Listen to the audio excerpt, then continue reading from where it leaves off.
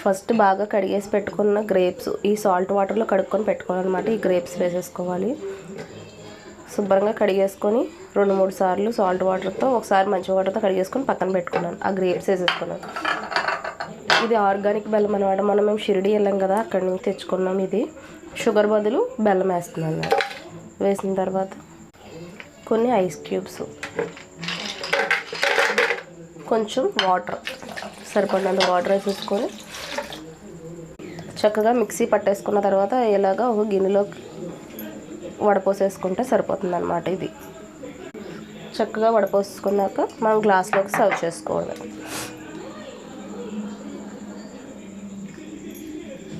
మనం ఇంట్లో జ్యూస్ చేసుకుంటే మనం బయట కొనుక్కునే దానికంటే టేస్ట్ బాగుంటుంది, హెల్తీగా ఉంటుంది. ఆర్గానిక్ బెల్లం వేసుకున్నాం కాబట్టి టేస్ట్ వైజ్ కూడా బాగానే ఉంటుంది.